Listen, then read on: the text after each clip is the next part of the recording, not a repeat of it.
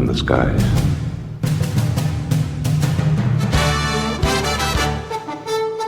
Good morning, retards. I'm Todd Lossner.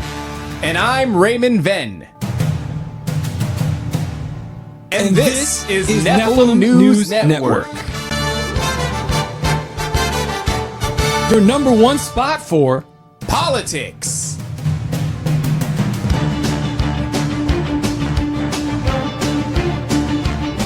technology,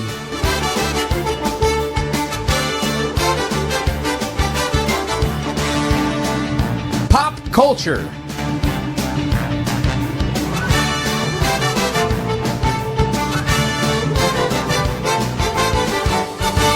news from around our flat stationary plane, sports,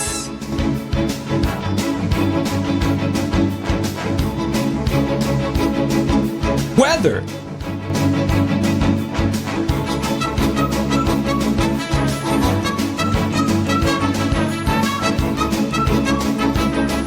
reporting from the fall of an empire.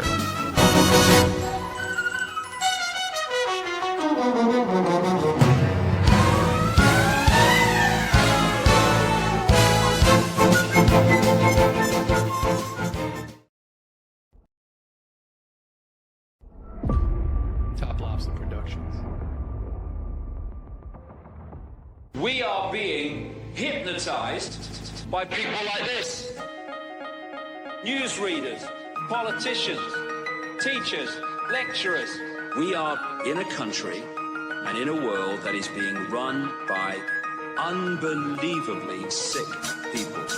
The chasm between what we're told is going on and what is really going on is absolutely enormous. Oh yeah, dude. There's some Nephilim.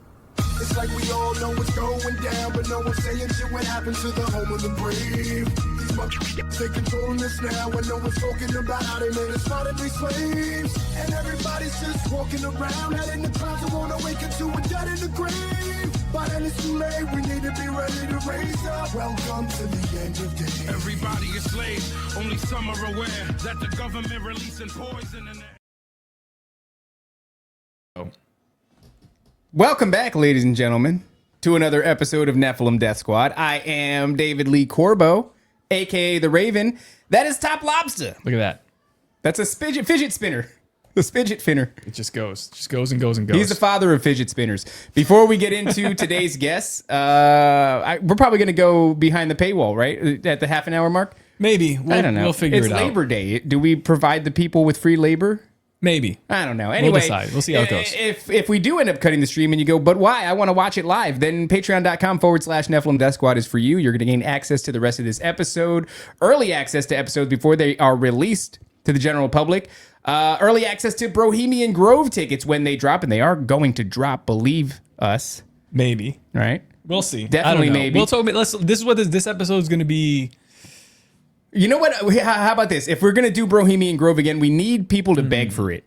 We need them to beg for it because Top isn't sold on the idea. Also, discount codes off of merchandise from toplobster.com. Which one do you want to highlight today? Ooh, like it's all in the egg. Is that what it is? We're going to do that one. I like that one. That one is a banger. We don't talk about the egg anymore. You know what it is? I just don't like it. As soon as we get something that is NDS lore, I'm like, okay, I don't want to beat that to death. Let's move away from it. But guys, it is all in the egg. It's true. Did you know that in Pokemon, Arceus, which is like the Pokemon of time, he was the first Pokemon ever. He came out of an egg. And guys, today we have two awesome guests. We have Paranoid American and Jules from the Greypilled Podcast with us today. I'm very excited to get into it with us. Let us know where they can find you. I don't even have your stuff pulled up. But Jules, why did you... Jules got fired on his day off. It's crazy. He did get fired on his day off. We're going to do that, huh? Well, before we get into anything at all, and you did have a spectacular idea, Messages from Mom, I think would be a great game to play with the guys. But they have to introduce themselves. Let's start with Thomas. Thomas, where can everybody find you? Where can they support your work? What it is that you do, baby? ParanoidAmerican.com. If you want to support me, just go to your local Freemasonic lodge with a young child under the age of 4. Preferably either your firstborn, but I mean, really, it always just comes down to anything weird to them. We're just going to put a chip in them. That's it. Oh, that's a good word. That's a behavioral corrector too. It's a good thing. I don't understand why everyone gets upset about that. Well, yeah, we're putting Apple trackers in kids' sneakers at Skechers. Why can't we put them in their brain? So, no, I've been publishing comics since 2012.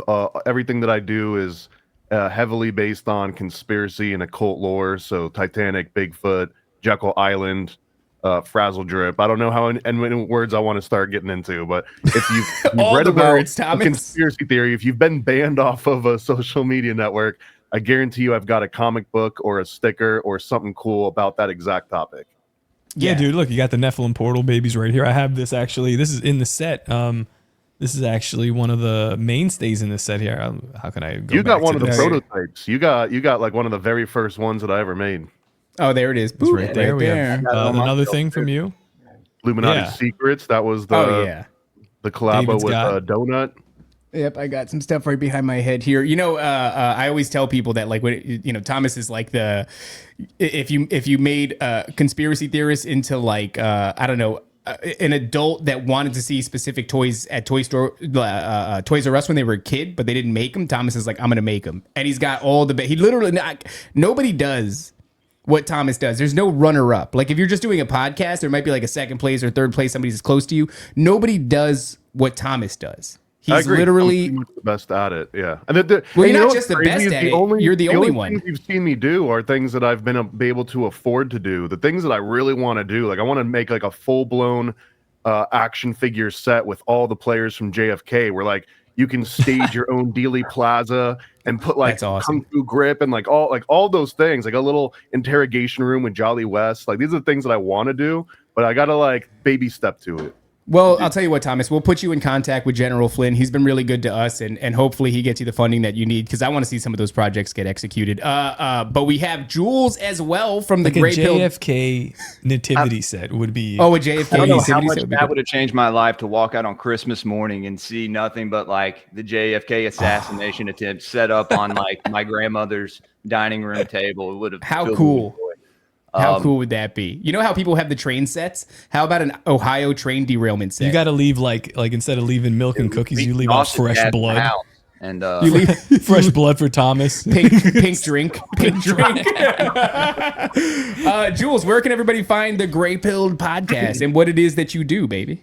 Guys, I'm Jules, host of the Gray Pilled Podcast and more. Have a couple shows. Me and Thomas have a show called Sound Science. We've been running a little dry on that lately, but fear not, we got some stuff in the works. I have another show called Elohim Etymology I host with Adrian West, who is in the process of editing and releasing his second book right now. So that show has been kind of slow as well. So right now, if you want to support the show, the best way to do that is patreon.com/greypilledpodcast. We do an esoteric book review on there every Saturday morning, me, Subliminal Messenger, and Amon Rat.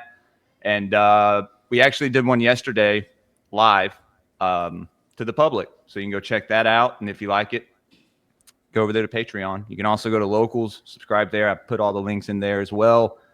It's an odd place. But yeah, Twitter, @GrayPilledPod, YouTube, Rumble, subscribe to me there. Happy to be here. I was telling Top, it's a sad thing that I have to book a show to hang out with my friends, but that's how it goes. That's how it goes. Well, you know, when one group of friends fires you, another group of friends is there to do a show with you. By the way, it says that there's no there's no Patreon link. How come there's people in Patreon? I don't know. G-Pie Jonathan, are you sure, dude? Because it seems you seem to be confused. We're gonna say that if some people do recognize me, I did do production for Already Dead for a year, and I just a year of labor, free labor, you know. So I have my whole week open now, Tuesday nights. So. Very exciting, very exciting. Well, hopefully we have some more stuff coming down the pipe then. Before we started the show, we all said, "What are we going to talk about?" And nobody had a single suggestion except for Thomas, who said that he wants to talk about Donald Trump, which I think is always fascinating and fun. And then you had this great idea for Neph to America fans out there. We brought back Neph to America, and there's a segment that is rapidly growing in popularity, and that segment is called Messages from Mom. Do you want to explain what messages? I don't want to do it yet. That's an end of the show segment. Well, we have to. we have no, it's not messages from mommy. Well, okay, They have to earn it. Not them, but the people have to earn it. Oh, so you're saying that's not for the poors? It's not for the poors. Okay, that's fine. Honestly, I keep it behind a paywall because I think my mom would get mad about it. But it's the whole point. I'll tell you what it is, and then you guys could decide if we'll play later. But my mom I'm is already like, in if there's any kind of question about it maybe being too much. yeah. Honestly, it's a harsh one because my mom fluctuates wildly between sending me things like there's going to be 10 days of darkness and you can't go outside, and also like listen to this Jesus sermon, or like something like just completely benign, right? Well, the last time she nailed it, it was like an all-black church back in 2009, 2010, after the death of Michael Jackson, and the pastor is going off about how Michael was using propofol. Well, he was alluding to the propofol aspect, but he was saying that Do you want to watch it? No, because we already watched it. I don't want to revisit it. But long story short, Michael is altering his sleep schedule so that he's figured out a way to receive inspiration from the spiritual realm. And I've heard that idea before, that he was on propofol to suppress REM sleep so that creativity had to spill out somewhere, which was in his waking life. And basically the guy, 2009, 2010 starts going, Michael Jackson was getting his music from Nephilim spirits, the spirits of deceased Nephilim. And that there was even a point in his career where these spirits were telling him, like, hey, if you don't do what we're going to say, we're going to give this banger to Prince. And so there was this moment in pop culture history where Prince and Michael Jackson were adversarial. So banger of a clip. And then other times it's like, I don't know. What was the one with the lady with the pink hair? Hulk Hogan got killed. I like that one because he was working with Mel Gibson. I mean, it's beautiful. It's a beautiful segment. We'll get to it. We'll get to it. Wait, do it. Hey, because he was working with Mel Gibson, like it was. He was working with Mel Gibson to save the children, right? Yeah. To save the children, of course. And the dark, deep, satanic deep state, didn't like that, as they often don't. And they said, that's enough from you, brother. And they killed him. Hey, shout out Cheney. Cheney's another one we got to get in studio. She said she would come, and then she never booked. I think you're onto something there with Michael Jackson, because it said that these artists pick up these songs in the ether, right? Like it's kind of like a download that they get, and if they're not getting it, someone else is probably going to get it. And so if you notice, Prince and I'm pretty sure Michael Jackson, not only them, but a lot of celebrities own this ring, and it has a skull on it.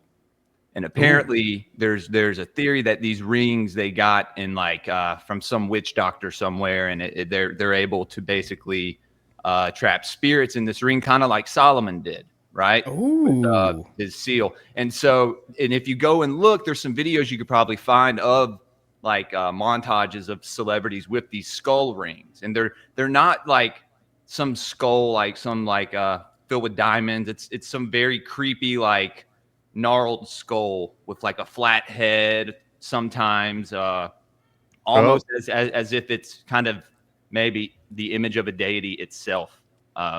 Something interesting. We need some Nephilim skull rings now, is what I'm hearing. Yeah. That's actually a banger of an idea. We can do that. Quick shout out to Mad Miller, wherever you are. He listens to every episode. I've been going back and forth with him in DMs, and then he's gotten too busy. I'm trying to get a specific part for the swords, the Nephilim Death Squad swords, machined. Mad Miller's going to help me. This is me calling you out, Mad Miller. Respond to my messages, because we got to get the people Mad Miller, their swords. I messaged him months ago about his sticker pack that he got, because he's a patron, and he gave me his address, but then he never told me he got it, and I haven't heard from him since. He's never in the Patreon, so I hope Mad Miller's okay. Well, I know he watches Mad Milker. Mad Milker. I don't want to know where that came from. I love that dude though. But he owns a couple of CNC machines, and that's exactly what we need. But is this what you're talking about? Okay. This whatever. Shout out Mad Miller. Whatever's down here. What's going on there? Why is he hugging that kid? I don't know. Not helping the accusations. I have seen a ring that often looks like a ruby. It's like a big bloodstone. And that seems to be, but I think that's more geared towards royal bloodlines. You'll see them with this pinky ring with a big red stone in it quite often. So I don't know. I mean, maybe there's something to that. The idea that you could trap a spirit into a piece of jewelry or something like that. That's a fascinating concept. I do think that Mike, Thomas, like a talisman or something, or talisman would be something that's some kind of charge. When you say bloodstone, I go right to like early days of Mormonism. A lot of the early leaders of the Mormon Church used to wear bloodstone. I think there was one that you would keep close to your actual body, and that was the original inspiration for the magic underwear. Is that the magic underwear are also talismans? They've got them woven into them, and they face inwards so that they can touch your skin. So that's one of some people that are just for show. If they're buying talismans and they're wearing it like over the shirt, then they're not even in it for the right reasons. They're not even getting the magic out of it. So you're trapping a spirit in your underwear and having it perpetually pressed against your gooch? That is... Yeah, I would say so. Or like the designs of a spirit. Because like you guys were saying before about Michael Jackson gets an idea for a song and the spirit's telling him, if you don't work on this right now, it's going to Prince.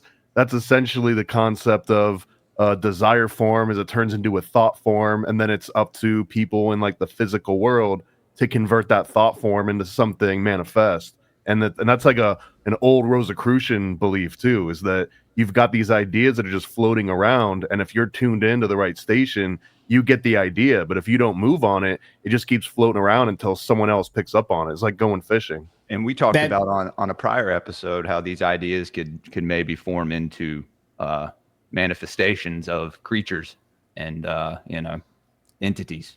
Well, and all that. That kind of plays out when you see the way that the telephone came about, because it was like the telephone was kind of groundbreaking in technological advancement, but like several people across vast expanses of land within a pretty short time period of one another all created something very similar. So it was like when the telephone was created, some other dude, the floodgates open. Yeah, it's like an idea. What's time has come, right? That sort of concept, and even Alexander Graham Bell and Thomas Watson. I read Thomas Watson's diary, which doesn't.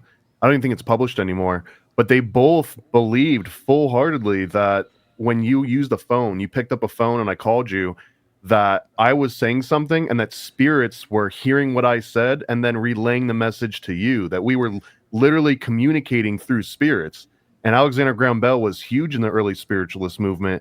A lot of the inventors of television, telephone, like any of these devices that communicate messages, all the early adopters and all the early inventors wholeheartedly believe that these were using some kind of spiritual energy. It wasn't just pure technology.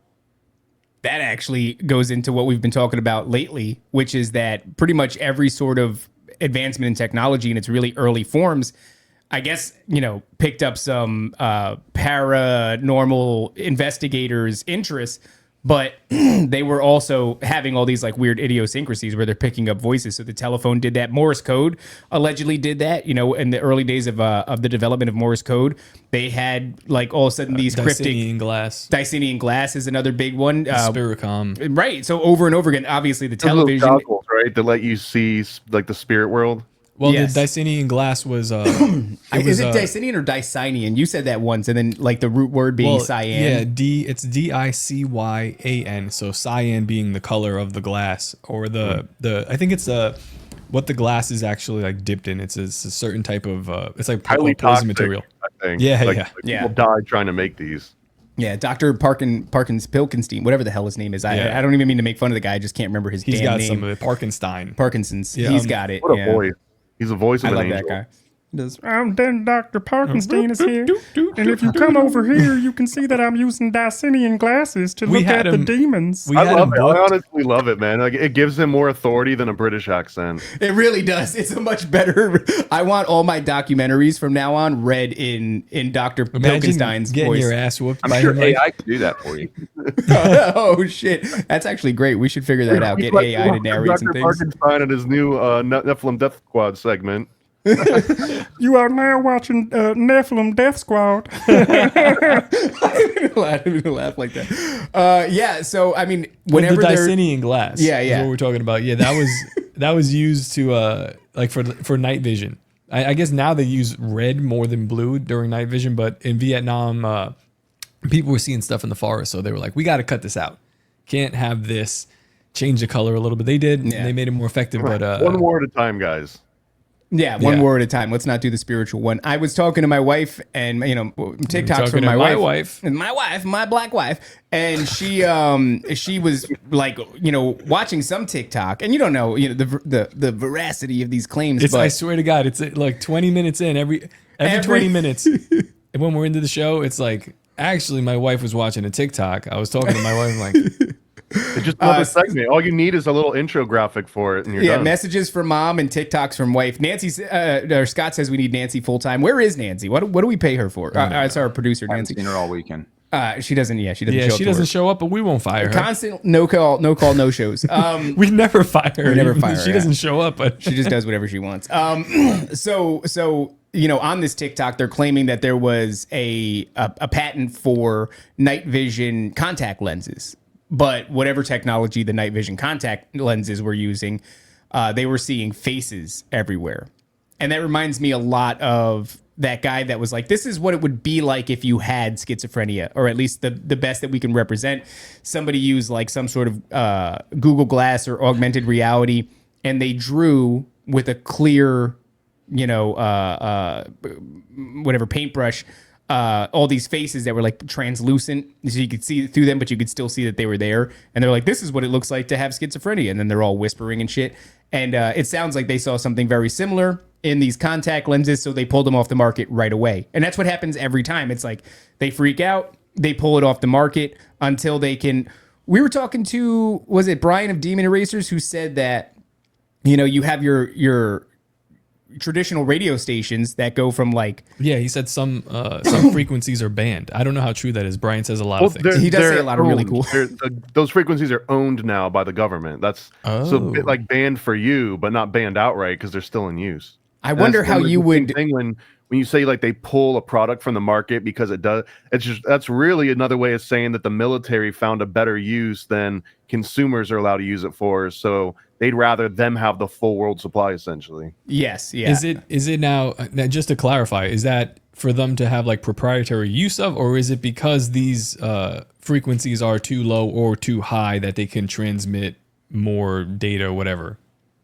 I think that the government purposefully allows some technology to leak through because, like, if you say there's it'll transmit more data, they would actually prefer that to be leaked out in the public so that some smart public citizen, because you're not going to find a lot of geniuses in the government, that some smart public citizens are going to figure out a way to adapt that or work around the limitations, and that's what they're waiting for, and then they'll snatch it up, and then they'll be like, all right, now even the smart people can't use it.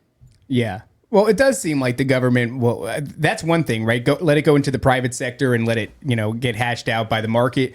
But one of the things that it seems like they have a really big interest in is anything that shows promising results when it comes to contacting the demonic realm, right? So we just had that. Well, I guess this is going to get censored later on, but we had this, this trans shooter situation. And obviously they're doing like the mirror, whether I don't know if you would call it scrying or whatever it is. They're looking in the mirror. They're drawing an image of themselves represented as a demon, and it just sort of clicked. And it was like, oh yeah, really, all these programs are government funded demonic possession, right? So like if you're looking at like the MK Ultra program, what are they doing? They're inducing trauma so that you disassociate. And once that happens, they can and insert a new personality that kind of like takes the forefront. And then that personality is like somewhat programmable.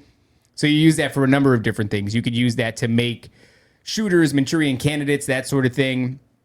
Or you can use that trauma to put the individual psychically in contact with some other realm, which is kind of like the same shit, really. It's just like once they're in contact with it, do they allow it to enter, their vessel? And so there's these videos coming out of this shooter where we were talking about this in by the way, this Dr. Marzinski and Brian of Demon Erasers episode, if you're watching this live, drops tonight at 7 p.m. Yeah, we pushed that one to the front because it was like very timely. It's timely and it's important because this shooter is leaving all kinds of like little breadcrumb trails about demonic possession. And people that want to use this for a political agenda, whether it's anti-trans shit or if it's anti-gun shit, are getting mad. Things. Sorry. Christian. It's a Christian show. I'm sorry. It's a Christian. You know what, Jules? I don't like that you're looking to the side. I need you to move the camera and look at us. Hands It's up. it's very disrupting, and this is a Raven, warning. I And have a screen right here. It's a I big. know. We're cleaning up the show, Jules. I'm just letting you know. so cut it out. Yeah. You know, don't when hesitate. you first reached, I thought for sure that you were going to tase yourself as a punishment for breaking script a little bit. It's actually a better idea. I like the way it You should have feels. a taser at hand, so anytime that you have a slip up, you just have Well, to tase yourself immediately. We do have Gotta be a these, little and hot David, pulling your gun out, Raven. I gotta admit, I like the smelling salts. Yeah. I've been Smelling using salts? them every morning. Yeah, it's crazy. It wakes you up. Oh, yeah. Do you know what the actual crazy. what's the use of these things? Because I don't people know. use it, they go like podcasting. They go, this helps me As a lift palate weights. cleanser. As a palate I'm- cleanser. I'm pretty sure. He stuck his whole face in there. Too much. So It's too much. wow, I could see a lot better. And it just seems like, I don't know, this conversation has shifted from, it used to be about guns and, or lately there seems to be a lot of trans shooters. That's just coincidence. That's also on the table. But with the trans shooter thing, I think what's happening is like, if you want to induce a state of disassociation in an individual, you know how typically they would be like dyeing their hair, and that helps to like see somebody different in the mirror. I feel like when you see a they them in the mirror, it's like really, really easy to disassociate from that. Do you guys think that we're dealing with, like I said, government funded demonic possession? I'll say 1,000,000%. I mean, I think the first book that I found conspiracy related in the late 90s was Fritz Springmeier's book about how to create an undetectable mind control slave, right? And in that, he was so far ahead of his time the way he was describing this. So one of the ways that I've found maybe to like the younger generation. So here's like the millennials or the generations, is that if you remember back when people could like hack a Wii or hack like an Xbox, right? Like the red ring hack, or on Wii there was like certain games, if you loaded up a save game, it would crash the system, and then you could inject some new code, and that allows you to then jailbreak it, right? This is how all jailbreak works. All you're doing is you're finding an exploit in the system, and as soon as you find that exploit, you just install all your own software that you can get back to easily later on in the future. And that's exactly what they kind of do. But the use of trauma does that. It lets you kind of install some rogue firmware into a human being. And that's almost how Fritz Springmeier talked about it. He talked about it like this rogue software, and he broke it down in software development terms. And I think that 100%, because now you've got these visual cues that remind you, hey, like there's something different about me. What's like, let me follow this little rabbit hole. And I'll just follow this up with, now there's probably an undue pressure on all the non-trans would-be shooters to now transition in order to be taken seriously in like the shooter world. Oh, well, yeah, because there's that copycat effect, right? That like, you see it glorified on TV. They say the guy's name everywhere, and then there's like these people that are disenfranchised or whatever, and they decide that that's the route that they want to take. And then even like the shooter that you've seen, he's like drawing the sigils or whatever, the symbols of like previous shooters, and they're paying homage. They're paying homage, right? Yeah. That's interesting because now there's like an extra level of peer pressure of, oh, well, all these other previous shooters that had these more complex backstories seem to get more written about them, and they talk about them more than if you're just some random redneck hick. Like what was even the name of the guy that took a blast at Donnie's ear, right? The one. Oh that, my God, yeah. On him. He was just some redneck hick with a cleft palate, and no one really remembers him anymore. If he had just a regular dude with one gender, that was even him, because there is that Antifa guy who, I'm sorry, but when you look at the guy they shot, it looks like that long-haired Antifa guy to me. It doesn't look like the strong kid or whatever his name is, Smart, whatever his last name. I can't remember.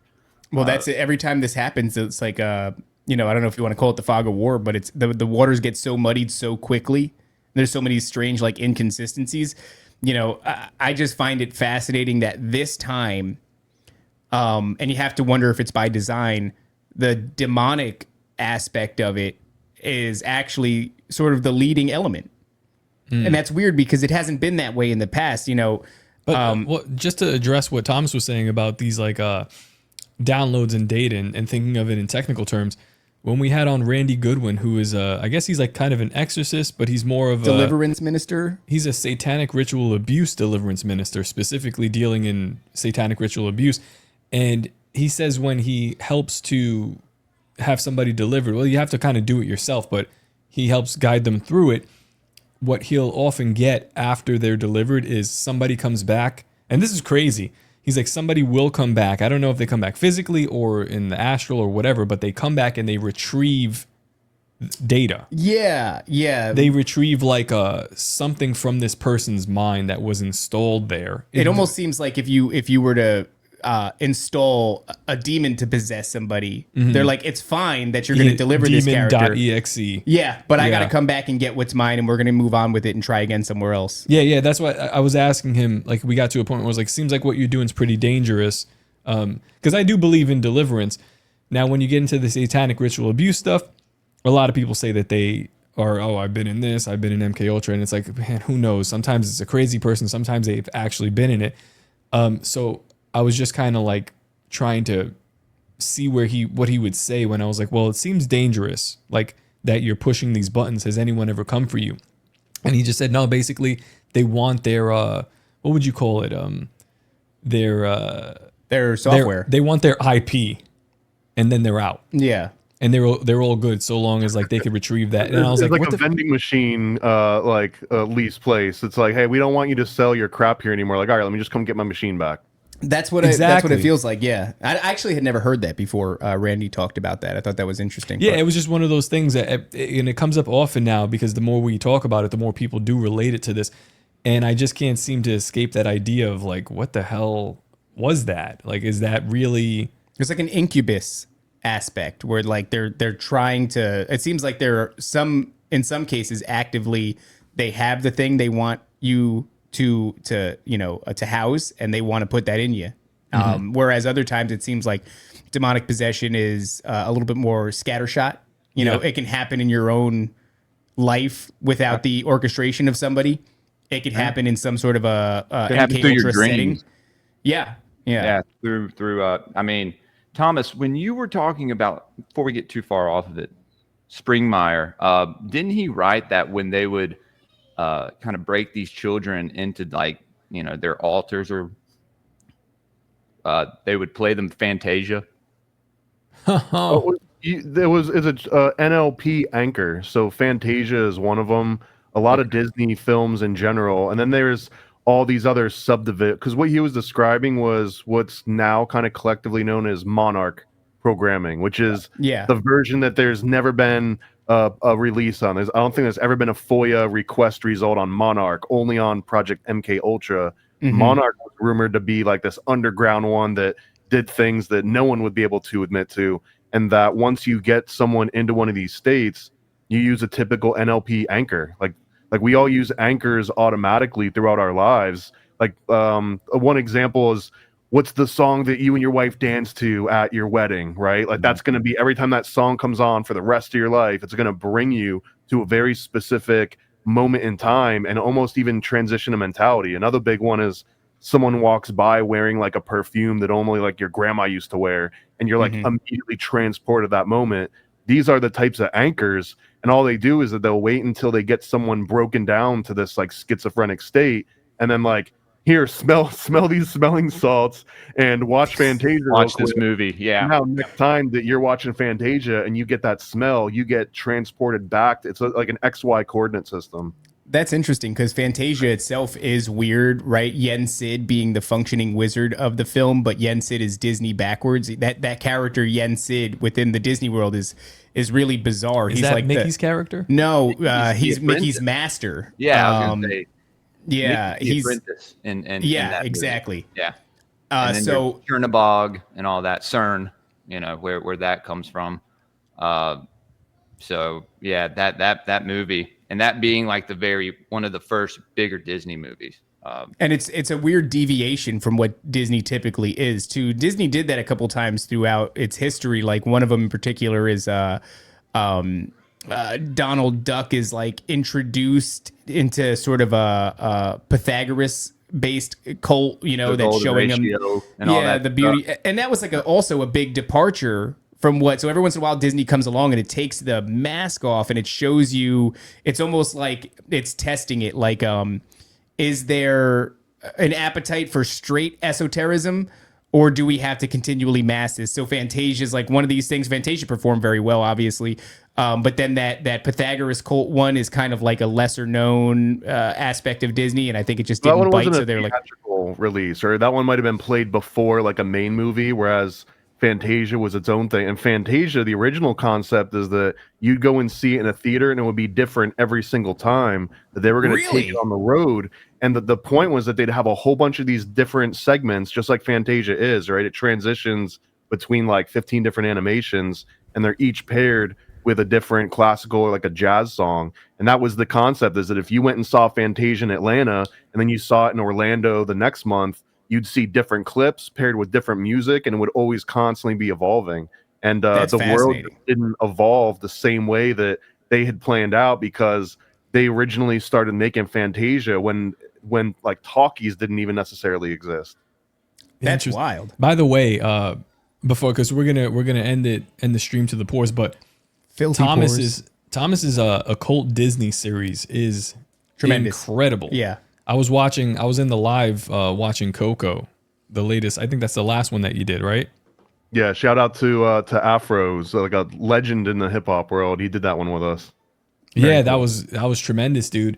One of the best breakdowns. It's one of my favorite movies because I am Spick. So I was really resonating with everything that went on with him. That one for the Patreons only, man. Okay. All right. Let's get out of here and we'll talk about it a little bit in the Patreon only chat. Patreon.com/. If you guys can figure out where to watch it on Jules' channel or on Twitter somewhere, then you could keep watching. Also, Who's the Rumble? Is that Paranoids? You could also go there and watch it there. So there's. I'm going on Twitter right now. Do you want me to take it off Twitter or leave it? No, keep it. We want people to follow you guys. If you're gonna watch it on Jules or Thomas's platforms, please subscribe. Follow them. Don't be gay.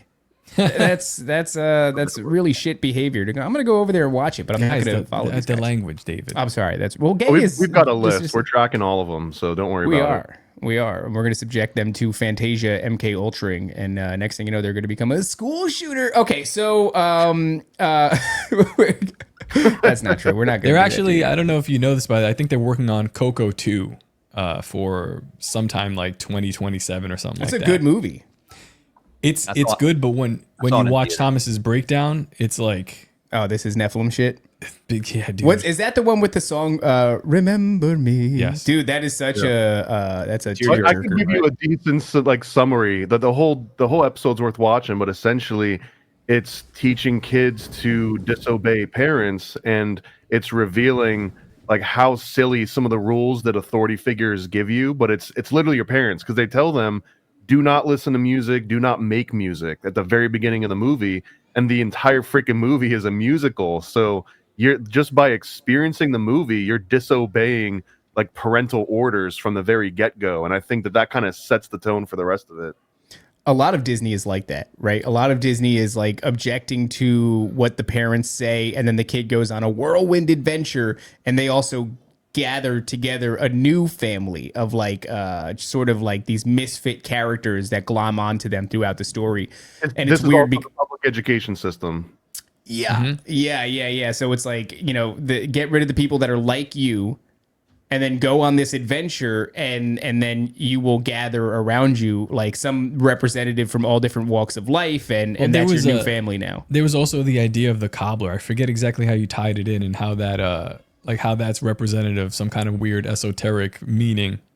Yeah, well, in old fairy tales, there's one in particular that came up in Princess and the Frog, I think. Anyways, there's in a lot of old fairy tales, the worst curse that you could put on someone was that they have to make shoes for the rest of their life. It was seen as the absolute worst profession ever. So the fact that this kid wanted to play music, which is essentially something for the luxury class, you're going to be playing this for like elites and kings and royalty, and they're like, no, you have to make shoes for the rest of your life. They kind of like put a curse on themselves, and like the entire family had a curse on them because they banished music, and in such they make everyone in the family ends up being a cobbler. So And I don't think that would have been lost on the Disney writers' room. They probably would have been aware, like, oh, this cobbler thing is big in the occult folklore world. This is the ultimate curse. That's interesting. I don't think anything is an accident when it comes to Disney films. Not anymore. No, it's just like everything is so meticulous and purposeful. What was the Al Bundy show? Married with Children. Married with Children. Yeah. Again, like he was cursed, right? He was cursed with essentially being a modern day cobbler. So that this theme is very consistent, even though we don't have a direct connection anymore. The same thing is true. Like what was he doing? He was just a reseller. He could be doing customer service at any other shop in that entire mall that he worked at, but specifically being a shoe salesman has this extra like epigenetic memory baggage tied with it. That's interesting. Remember the guy that we interviewed for the first episode of Chronicles? He was a Foot Locker employee, and he was definitely cursed. Yeah. He was definitely cursed. Yeah, I was going to say. What were you saying, Jules? This is programming to keep us like embedded in this lower class. All these roles that you see on TV of like these working class dads, and they can never get ahead, and it's kind of just like you're a part of this. And that's where you belong. It's kind of embedded in us from a young age, right? It's an archetypical employment in a way. I wonder about that. Like a debt slave, Yeah, exactly. A wage slave. That movie Soul, I think it was called. And I don't know if that was Disney or if it was Dream. It was Pixar, I believe. Was it Pixar? They own Pixar, though, no? Don't they? Yeah. Disney now? Yeah. Yep. So that was a really fascinating movie because... Wait, Disney owns Pixar? Yeah, dog. Now they do. Yeah. Now, that entire movie is about reincarnation. And if you pay attention to it, there are several scenes where these two-dimensional creatures, these wonky two-dimensional creatures, they all have the same name, I forget what the name is, that are guiding the main character who has died and is now in some sort of a limbo waiting to be reincarnated again. They have 6 fingers. These two-dimensional creatures that are inhabiting this, and they're trying to make sure that this system goes the way it's supposed to go. A certain amount of souls come in and a certain amount of souls go out, and there's very much like an abacus kind of mathematics to everything, and it's very organized, and you go here for this aspect, you go here for training for reincarnation, and this is what this realm is about. And it's interesting because reincarnation is one of those that, like in no reincarnation, but then within certain like Vedic belief systems, there's this idea that their gods created the reincarnation system. And then there is these whispers that like, oh yeah, the angels created reincarnation. God didn't create it.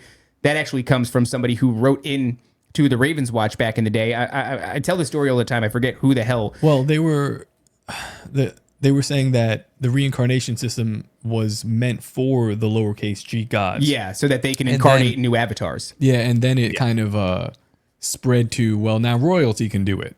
And who knows if that's nonsense or not. But the idea of them... They started to live through the royalty, right? Like they would take the avatar bodies of some of these modern day aristocrats and elite figures. Right. So we were talking to Sean of Kingdom in Context, and he's telling us that Buddha was the 9th incarnation of the same character that is Anubis and Vishnu and like a couple other characters. Hermes, that's what he thinks. But it makes me wonder like what that movie was, because it was a pretty unique concept. You don't see a lot of films, especially children's films, on reincarnation. And it seemed to be borrowing elements that were like pretty deep, pretty esoteric, pretty heavy hitting for just children, watching. And I don't know. It's kind of haunting is what I'm getting at, that movie Soul. It seems like it knows something. They're telling you something, but they're not. But they're formatting it for children. Have either of you guys seen this movie?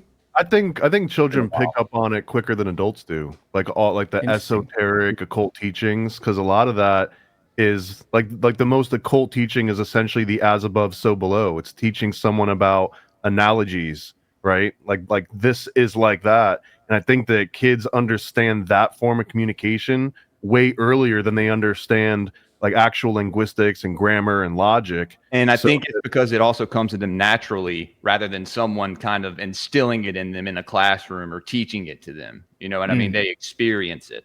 So it sticks with them maybe. Yeah, maybe it's before the what's it called, like the Rothschild education system kind of destroys your intuition or your connection to the spiritual realm, and then hits you with materialism, and that becomes your new dichotomy, and then you can't see those things as easily. There is something about it. Rockefeller, there we go. Maybe a proxy. But an interesting note too is that the Rockefellers, they pretty much relied on holistic medicines and like old homeopathy cures. They didn't even necessarily buy into their own Rockefeller system. Yeah, now that's how that goes. It's like when you find out that who was it? It was like the CEO of Pfizer is like, yeah, my kids aren't vaccinated. You're like, wait, what? Steve Jobs, he's like, I would never let my kids touch an iPad. You crazy? Which all of that is like, that should tell you everything you need to know. Right? Fucking David Rock. Like, excuse me. I used a word. I said it real fast. Said it real fast. I don't need to. That was. This is the last time.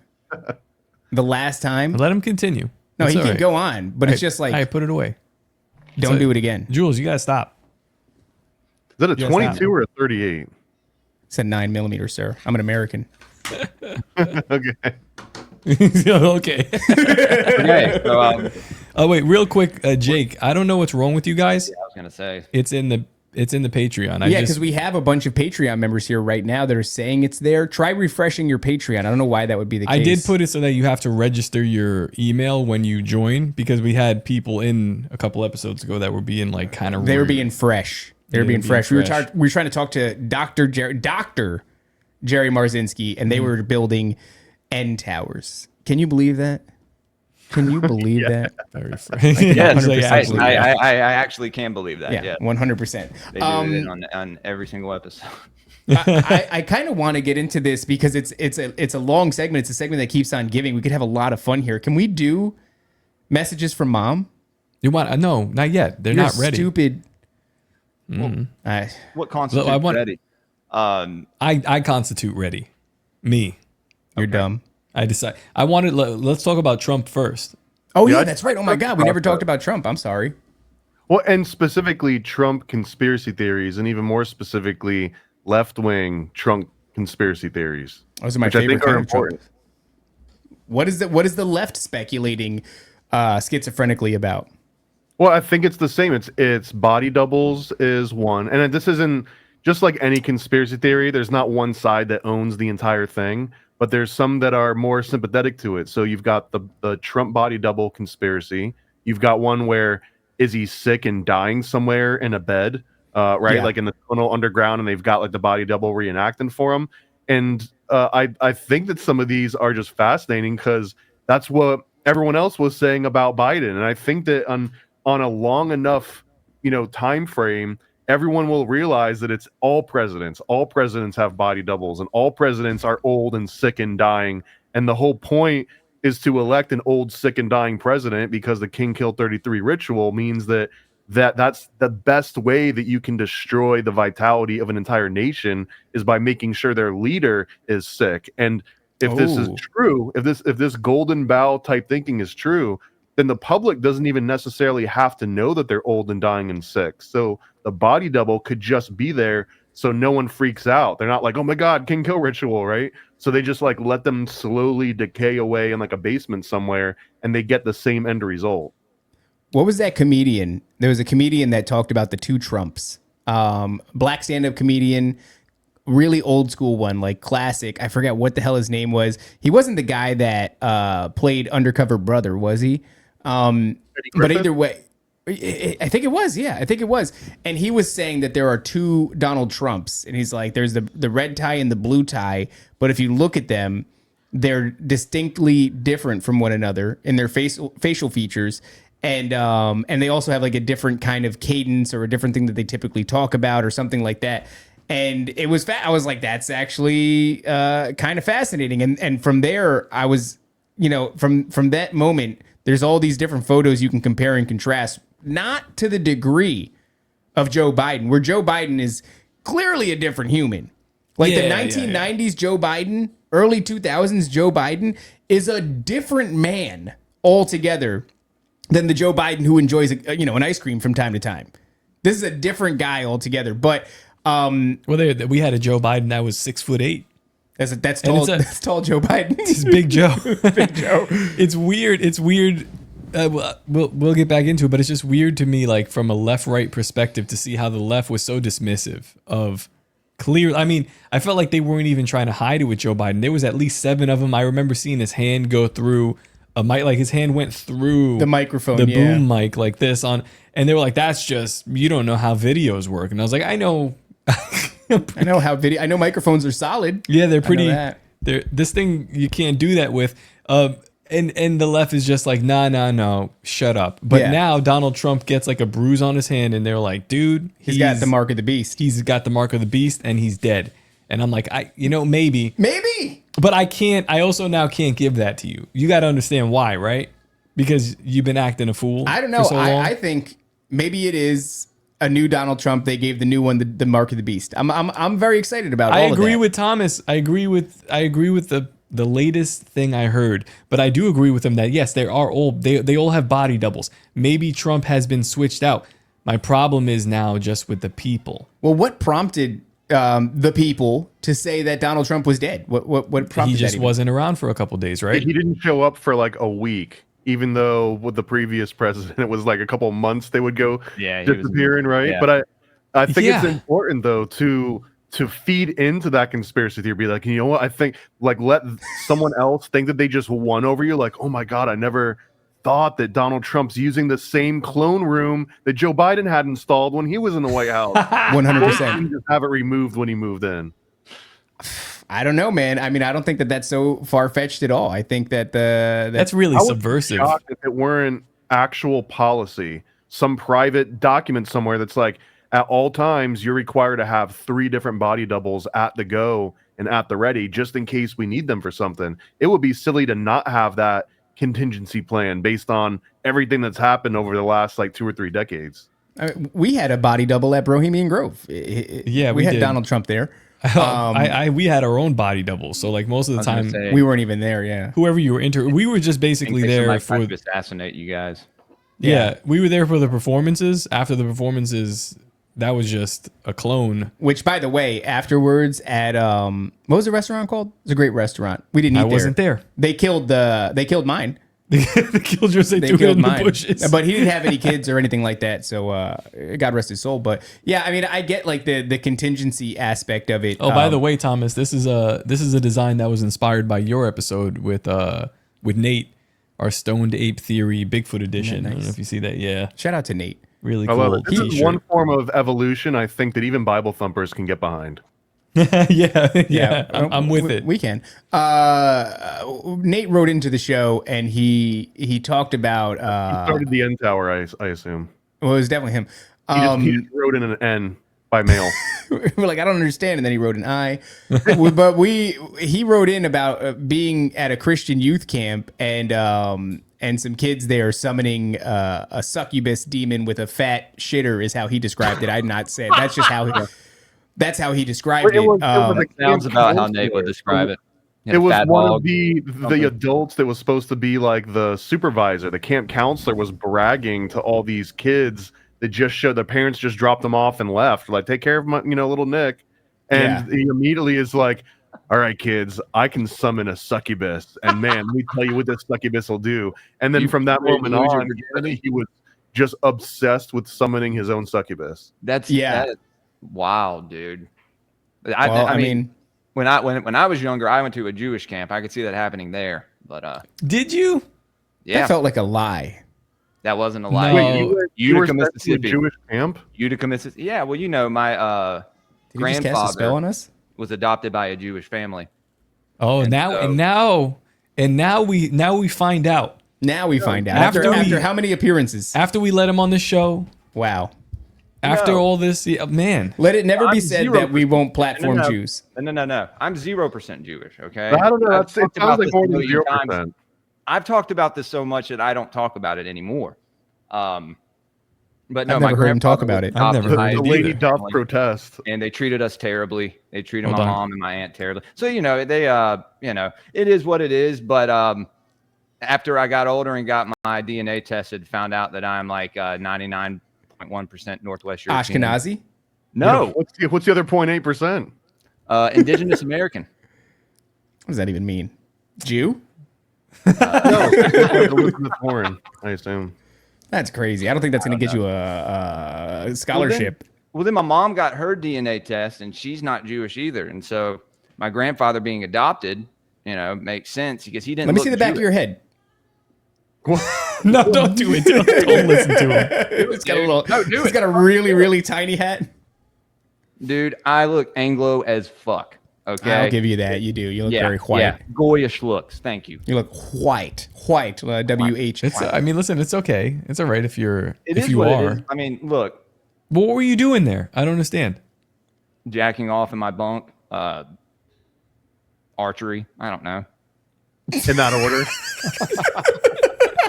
Jacking off in my bunk in archery. Oh, that's the one thing that you for sure remembered, and everything else is like, oh, let me think about it. Yeah, summoning succubi with fat shitters. Unbelievable. Getting mixtapes from these other Jewish kids from like New Orleans and Memphis. They would come the next summer with like these like banger mixtapes for me with like Master P and Bone Thugs on them. It's pretty cool. I thought I was black. I understand. I thought I was black when I was a kid too. I mean, I went to an all-black school most of my life, so you either had to get picked on or join the gang, So, when did you find out you weren't black? When he found out he was Jewish. A few years ago. Oh, wait. Well, I mean, that's kind of the same thing, right? Are you a black Israelite? No. All right. My dad grew up in the Church of Christ. My mom's mom was a Baptist. Her whole family's Baptist. That's where all my English and Irish blood comes from. I wish I could find my grandfather's real family. But what was the point of the story? Wait, because I feel like we just got like way distracted. I like it. Jew camp. You mentioned Jew camp, and then we were like, wait a second, he's going to Jew camp? He was like, now I need to explain my entire family tree to prove that I don't have any of this in me. I like that though, where he goes like, yeah, I went to Jew camp, and then we're like, prove that you're not Jewish, and then he spends a long time doing it, and they're like, what are we talking about? Why are we talking about this? Going through his He's like, I don't know, dude. I'm trying to defend myself against you people. No, I wasn't trying to accuse. I was just trying to clarify. Are you looking for a producer's job? I'm trying to figure out why you got fired. That's what. Did this information come to light? Unbelievable. Because I get it if it did, but let's bring it back to Donald Trump. What do you think? Do you guys think that it is dead Trump? That this is the image of a man reanimated? This is no longer the original Donald Trump? He's always been an image. He's always been an egregore and some weird archetype. I mean, 90s Trump was literally a Clintonian Democrat that was getting around with like gay mobsters. That like it was the antithesis of what he represents now. And I think that there's this Pied Piper theory. Shout out to my friend David Charles Plate, who definitely is Jewish on Think Tank, but he always brings up this Pied Piper theory that when Hillary Clinton saw Donald Trump maybe like suggesting that he could run, the entire establishment was like, let's back this guy. And it's called this Pied Piper theory. Like, let's have everyone follow him so that when he falls, it'll be such a massive, spectacular fall that everyone will come running back to the establishment. And that didn't necessarily happen. But in my mind, there was someone else in the room that was like, oh, we're just going to re-divert this energy that you guys think that you're doing. And we're gonna do a quick little litmus test. We're going to be like, hey, can we run two Clintons in the same campaign, the same way that 10 years ago we ran two Skull and Bones members against each other, and everyone was like, that's the good version and here's the bad version. It's like they're both Skull and Bones members, right? And we had that exact same election. We had Clinton 1 versus Clinton 2, and now people are like willing to fight over the difference between these two. And I guess it's not like they're oppositional, they're just like Pepsi and Coke, and it's like, wait, we don't have to be drinking cola at all. Owned by the same company. What do you think about that, Jules? Damn, David. I'm asking his opinion on because he's got there is something that I want to ask these guys. That I could see the curl. Like if he had curls, would you be surprised? 100%. Oh my God.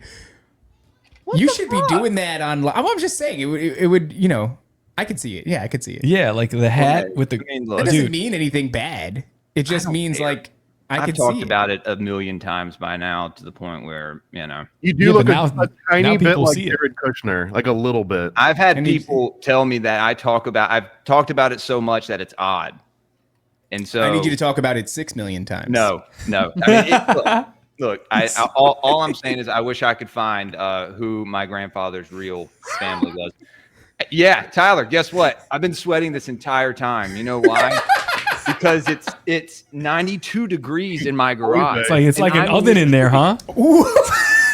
No, it's taking his shirt off. It's like an oven in there, dude. Look, I want to ask you guys this because I've been saying this, and I don't have. What type of doors do you have on there? The wooden. I Stop it, David. This is your fault. You're doing this. I haven't been able to talk to my esoteric, on Labor Day. On Labor Day, my esoteric occult homies to confirm this schizo idea that I have, but. The schizo idea that I have is because we've been talking to a lot of Christian people and everything, and they're just like, that's a little bit too, schizo. Elon is doing a thing. Oh, this is my theory. The theory that I had presented is a crazy fun theory too. Which one was that? You remember the one of Epstein, Elon, Trump? That theory. I don't care about that right now. So the one that I care about is crazy. Elon seemingly has backed up his personality on Twitter in the form of this account called Adrian Dittman. Now, he's had a live space with him. They sound exactly the same. I think it's an AI that is those are numbers on his arm. It's an AI that he backed up his personality on. And I don't know if it's developed at all or if it's just him in a stasis state. But now he has Annie, which is Grok, and he's making Annie dress around like a hooker in these skimpy little anime outfits. And these dudes are pulling pecker to Annie, right? And so what I'm thinking is we've gotten to the stage in AI's development where all that's needed to breathe life sentience into this thing is some good old-fashioned sex magic. And so with an army of 30,000 gooners pulling pecker to Annie, I think that that's the goal here. And I think that, if I went a little bit further, I would say Elon's going to get shot and then he's going to have his corpse reanimated. His personality's backed up at Adrian Dittman. And he has risen. And he has risen, but Grok is within him, but it's now sentient because everybody pulled pecker to it. Is there anywhere in your research that goes oh yeah, this dude, somebody was oh, Annie is a hypersigil. And I was like, I don't know what that means, dog. Do you jerk off to that? Because that's what people are doing. You jerk off on that. You jerk off on a hypersigil? Is that what a dude becomes when he sits in a coffin and he's... Wait, let them explain it. Please. Go ahead. I don't know. I think Jules is the expert on this.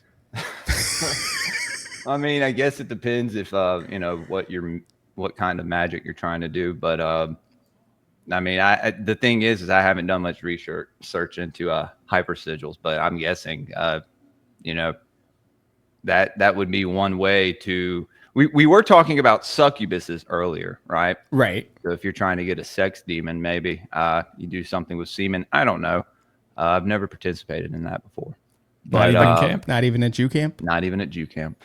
Okay. Write that down. I can't remember if it was Grant Morrison. I think it was Grant Morrison that talked about comic books being hypersigils. And I think that was one of the original premises of doing Occult Disney was that, well, if a comic book's a hypersigil and a comic book's got, 200 panels in it, how many frames of animation are in a Disney movie? That's got to be like a hyper sigil. And now if we're talking about AI-driven animation that can do whatever the user that's observing it at a certain point, like you observing it, is going to almost be like an observer effect. Like when Raven watches AI that Musk is posting, he's going to get a very specific version of it versus everyone else, because that's the real promise of AI. And Musk actually tweeted this week, or he's had a number of these tweets. He keeps talking about the limbic system and how technology is interfering with the limbic system. And the one from this month, or last month now, it says AI is going to obviously one-shot the human limbic system. That said, I predict counterintuitively that it will increase the birth rate. And he had another one from a couple years ago talking about, it was wild. It was right after I think he purchased Twitter and turned it into X. He was talking about the shocking amount of technology and time and resources that goes into developing, internet technology and networking ultimately to just please the human limbic system. Again, this is all like references to just how like base human experience is what driving technology, and that even though we all like to think it's this like super high order level of thinking, like, oh, we're ones and zeros and we're so advanced now, that really all that technology is just used to drive the limbic system. So now with his like AI Gooner girl that kind of looks like his transgender daughter, which is a little bit extra weird. That's so creepy. Oh, that's extra creepy. Now, I do believe that he's been aware for a couple years now that they've been harvesting energy on the internet that is directed to the human limbic system. And I don't think they're like building a battery up. It's not like they're storing it. They're just redirecting it, and they're teaching people through technology. Here's what you do with your time and effort and focus. You keep redirecting it to the human limbic system. And once people do that enough, now they're going to think that technology is the source for satisfying the limbic system, as opposed to right now it's like this artificial simulation. It stimulates your limbic system, but eventually, just like that NLP anchor, just like the lady that walks by in church with like the strong perfume and like you remember something, it's going to tie to being like, oh, well, technology is my limbic system. There's a page that I like to follow, Daniel versus Babylon, and he posted some horrifying shit. And it was like Annie, the Grok cartoon dancing, and all of a sudden its belly gets like pregnant, and it's like this fever dream Hyperborean edit kind of a vibe, and then it's like Annie's going to give birth to the homunculi, and that shout out to Federal Agent in the chat. He said Annie is here to give birth to the homunculus. I think he saw probably the same edit that I did. Well, he's my handler, so he probably fed it to me. But I'm like, there's something very esoteric going on with Annie, and it's very strange that the only context in which Elon presents it is a sexual one. I'm like, why did you, of all the things you could have chosen, you chose this dainty little anime girl, and you like dress her up, girl, right? Yeah, that's the blonde. Yeah, okay, I figured that's what you are talking. I didn't know what you were talking about for a second. And then Annie is weird too, because Annie in Hebrew means I am, and there was a meme once that Elon posted where it's Michael Jackson leaning over the corpse of Anakin Skywalker, after the Obi-Wan battle, where he's kind of like his legs are severed, and this is the last time he's basically human. And it says, Annie, are you okay? Are you okay, Annie? And the caption, Elon posted the caption. He said, memes are the most information dense form of communication that we have. So he's telling you that this is meant to convey a lot. And if you think about it, like Annie means I am, right? I am is the name of God. And then it also means Anu in Egypt. Right. And then Anakin becomes part man, part machine. Right? Like he is resurrected from his virtually dead state of having no legs and having got his ass whooped by Obi-Wan Kenobi. And then he becomes Vader. And Vader is, this automaton sort of character. He is half man, he's a merger. He is transhuman.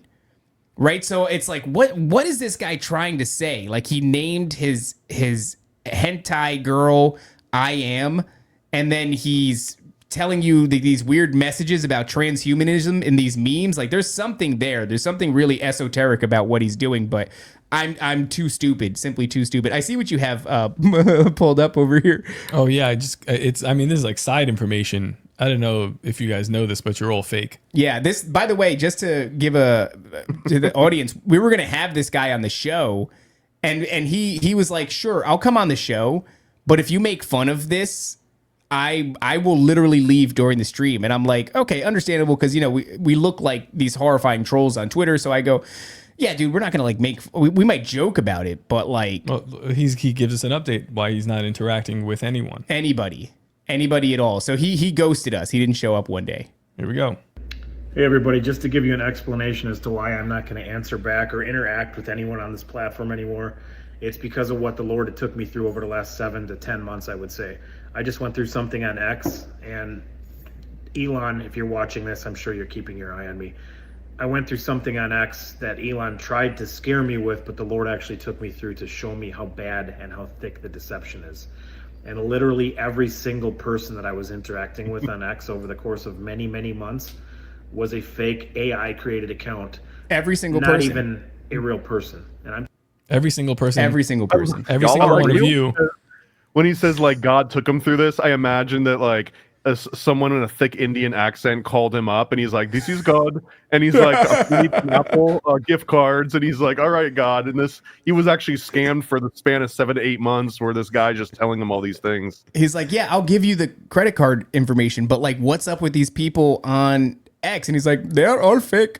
None of them are real. Now give me the numbers. Give me the digits. Please continue." He's just getting frustrated because this guy just keeps asking about Elon. Do not redeem. Do not redeem. No, it's just I find it hilarious because like this is where we're at. Like the level of psychosis that Elon has driven people, which I don't think this guy's too far off. But like, well, you know what he was saying in that video? He's like, I was having Zoom meetings with people, and he's like, and I was telling them to grab fistfuls of sand and throw it in the air. He was like, I was telling people to grab leaves and throw it over the fence behind him. And the way that things were falling, I knew that they were AI. And I'm like, dog, But then the craziest thing is that he creates a video to explain to all. He's like, no, literally every single person on X is fake. But who are you talking to then? All the fake people. All the fake people. He's explaining to the bots that have driven him into this. To wake everyone else up in their pods. But apparently everybody else isn't even on X. It's just nothing but bots. This is like, I don't know. There's a level of insanity that I only hope to achieve. It's the same one where Mr. Patriot goes like, "Oh, the way you can tell when somebody has bots is when I get ratioed." And it's like, no, you get ratioed because you're retarded and everybody hates you. This is a normal. There are real living people here on this app, and they don't like you. That's all that's happening. Imagine if you could redirect that level of confidence, though. Like that level of confidence is not something that can even be taught, even if you wanted to.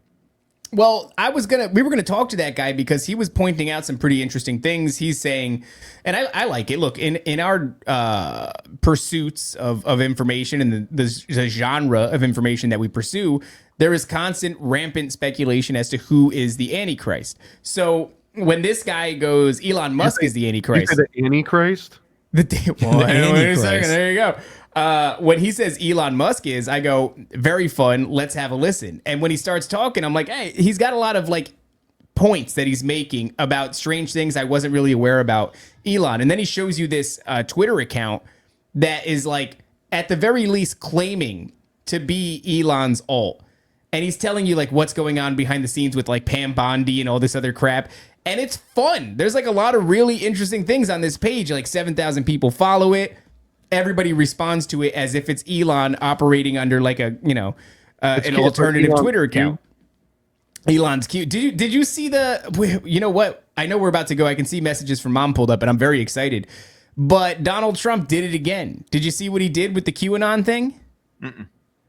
He posted a picture of himself on Truth Social, some sort of artwork that somebody made. And here we go. We have it. I won't even say it. Let's bring it up on the thing here. And in his left hand, he's got Q+. And it's... How fun is this, guys? It's so fun. He's posting this. He's posting this. Yes. Nothing can stop what's coming. He can't use his hand anymore because of the mark. That's right. That's right. Is it his left hand or his right hand? I don't know. But let's see. Is there any esoteric things you can put? It was posted exactly at 6 p.m. 6 being, that's the number. Carbon, the mark of humans. Carbons and the beast. And there's like this corona that's around the earth for whatever reason. That's fun. I don't know. Who knows what it means? I don't know what's behind there. Clouds. Well, look at the clouds. The clouds behind him, those are actually right where hurricanes tend to go. And even the shape of the clouds look like they're extensions of Donald Trump hair. So is this like a weather modification? Well, he is the storm. Well, I was going to say he is Prometheus with the world on his back. Oh, right? Interesting. The bringer of light. Atlas. And so, there's Atlas, but then Atlas is interchangeable Atlas with too. Is he interchangeable Prometheus? I love it. Sonny in the chat says, I'm so sick of the QBS. It's only sickening if you let it get, because I find it so fun and so this entertaining. Isn't QBS though. This is Q plus BS. Well, Q plus for those who don't know, Q plus is like the highest operative in the Q, operation. He is the Megamind, and people have speculated for a long time. I'm so excited. I'm sorry. I'm just pulling up some messages from mom. Messages from mom. And when I say banger, guys, banger, we're gonna have so much fun with messages from mom. But I was talking to somebody once who was like, "Yeah, my dad went to go get a picture with Donald Trump, and after he took the picture, he actually went back like a long time later and was like, "Hey, can you sign it? Like, I have the physical copy of the photo that we took together." And Trump, being the gracious, president that he is, he says yes, but he signs it Q plus on the back of the photo. Love it. And so she's like, "My dad has been freaking out ever since that day, and it's so weird to hear you guys talk about this shit." And I'm like, "That's fun," but it's like if you don't get too wrapped up in it as far as like emotional, it's the most entertaining shit in the world. Like I mean, to me, it's real. It's a psychological operation. To what degree is it real? I'm not sure yet. But like these people that are all spiraling over it, they're not spiraling over nothing. They are being led by the nose. They're being led by the nose. They are victims of psychological warfare. This is why the pre-show we were showing you what we were doing with our reels and all the stuff that we're hitting. We're just going to be hitting boomers. Hey, boomers. Hey, boomer. Hey, boomer. Hey, boomer. And this is why. It's like the perfect boomer bait to break their brain, like AI. I just saw a video of an African man builds a Boeing 747 out of wood, and it's AI. But it looks really cool. And I'm just like, I'm like, my parents would believe this. Oh, yeah. Like, he's sanding it down. It looks great. An original version of that one, too. It was about, look at what my kid made out of trash. And it was like a young, like, Ugandan kid. And I think, like, the earlier versions, it was just like a wheel. And then it turned into a bike. And then it turned into a car. And it, like, kept getting bigger and bigger just to see, like, who on social media would buy, like, this obvious BS. And the truth is, you can build an entire aircraft carrier out of trash and wood, and they'll be like, my God, that's so good. That's such an inspiring story. They do it like pretty to a much lesser degree too. Like today I saw one where it was a lion cub gets attacked by an alligator, and then the lioness and the lion protect the cub, and they start kind of screwing this crocodile up, and then there's like a bunch of different scenes going on where like the crocodile looks a little bit different, but they're still tussling, and it's just like. But old people are like inspirational. Never give up on your kids. Meanwhile, boomers are not. They're estranged from their children. Just giving up on their kids. But it's like, man, I don't know what. Not my parents. They're nice, but it's inspired this next bit. We want to sing it? Yeah, please. Guys, I hope you're excited. I'm excited. The audience is excited. We're about to begin Messages from Mom. Okay, guys, everybody shut up. Pay attention. Go. Jules, Exciting. don't drink that. Come on, put that down, dude. Damn it. All right. He puts it down. So this is the first submit. So basically, my mom sends me, like throughout all times of the day, Facebook videos on WhatsApp. And I'm like, when I see her, she lives right across from me. She goes, "Did you see this video?" And I go, "No, you sent me 50 of them, but I will watch them on the show. We'll break them down. We don't know what they're ever going to be about. We don't know what it's going to be. But I know that they're fun because I like the first frame of like the next video or the one after that. It's we'll get to it. But here we go. This one says they are literally casting spells on us. And I don't know who's talking, but here we go. She's wearing a bonnet. Here we go. Let's see. They are manipulating and experimenting on us. Watch this. Listen. I just saw a video of someone talking about Walmart, how they're going to be putting 10,000 Kelvin lights in their stores, and how those are the lights that are not even in the natural blue light spectrum, and they're artificial, and they're made to make you feel more anxious, and that it triggers your amygdala so you can't make logical decisions, so you shop faster and you just put things in your cart without really thinking about it. Literally hypnosis. And when I say that I don't think people really understand, like as someone who's worked in marketing, worked in sales, like I keep telling y'all do not know the level of manipulation that is being done to you on a daily basis. And when I say a lot of this shit is like literally like they're casting spells, them putting like that's like casting a fucking spell on you. We have no idea. Yes, there's scientific explanations, but at the very basis, they are using different like physical things to manipulate your psyche. Hey, first off, my mom obviously doesn't know me well enough, but I just steal from Walmart. So I guess they're getting me to steal faster. That's all that's happening, yeah. Which you is can see better as you're doing it. You can see better as I'm like, I want to steal that. You know what it does make me do? Every single time I'm in Walmart, I have to. My wife gets upset with it. Buy a cup of popcorn chicken from the little heat lamp. Dog, that's not even real meat. It's not real meat, but they've engineered it to be delicious. And so what do you think about this, Thomas? Do you think there's any legitimacy to the frequencies of the Kelvin lights that they're going to be putting in Walmart? Are they cooking us slowly? Do they want us to steal faster? What is this? It's real science. I don't know if the young informed woman in that video, Dr. her full name, Dr. whoever it was. I do think Parkenstein. Casinos do this too to kind of like keep you awake. I'm a firm believer. I mean, I'll put my tinfoil hat that when you go to one of these cubicle farms in like an office building somewhere, that part of the decision making and putting those fluorescent lights in are to kind of beat down the human spirit a little bit so that you will submit to the authority of whatever you're trying to. And so I would definitely think that makes sense to extend it into Walmart. I mean, fast food joints will pump chemicals into the air that smell like fresh fries or that smell like fresh burgers.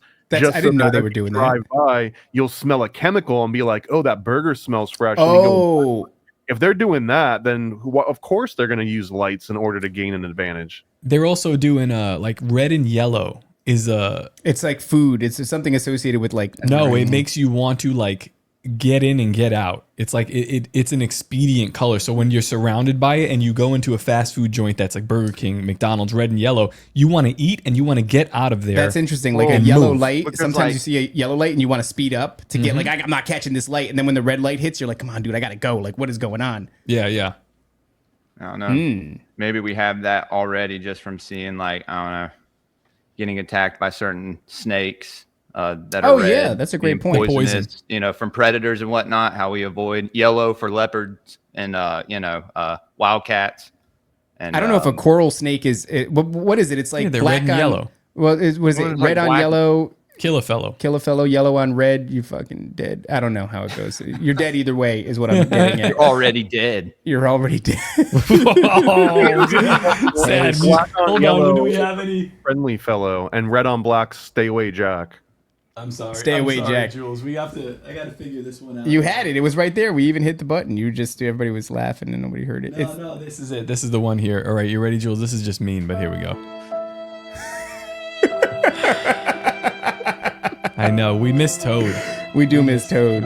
We're gonna incorporate him. Toad's gonna be a key component in Nephilim News Network. This next one that we have. This is great. So this is what the problem that I have with messages from mom. My messages from mom is that they're bangers. Is that they're bangers, number one, but they're all fear based. Like she sends them to me. She's like, look at this shit. Don't go there. And I'm just like, go to Walmart anymore because the lights are gonna make you shop. Yeah, and I'm like, well, I'm gonna go to Walmart, but I'm gonna have fun. I'm gonna eat that popcorn chicken. Glasses? The blue blocker glasses that you can buy at Walmart. You could actually go into Walmart, put them on, walk around and shop, and then just put them back on the shelf before you leave. Hey, big Walmart doesn't want you to know that you can just take the glasses off the shelf and wear them while you shop. You got to walk in though like this first. You're like, "Where's the glasses section? Take me to the glasses section." Looking for the blue blockers. That's there is something. The glasses to the curb, and then you go in with the glasses on. There's something to it though, because they changed all the street lamps. This guy's on another level. He's got solutions. This is my problem with messages from mom. No solutions. There's only problems. It's just fear. Can we watch the next one, Please, David? Is this who I think it is? This is who I think it is. This is great. I'm getting messages from my mom. This is also the disrespectful she not know part. That this is our friend? This is the disrespectful part of it. Is that she sends it and she goes, "Look at this, you idiot. You don't know heard of this. You've never heard of these things. You don't know these things. You don't know shit. You don't know shit." Watch my video. Watch the words too, Jules, please. Here we go. Our boy JT. JT follows. JC is here. Special guest JT again. What's he going to tell us? Great beard, huh? Great solid beard. Yeah. All right. Let's see what mom's. Yeah, for real. Let me start with a question. Has a hole in the ground ever been a memorial to anyone? Does that honor anyone in any way?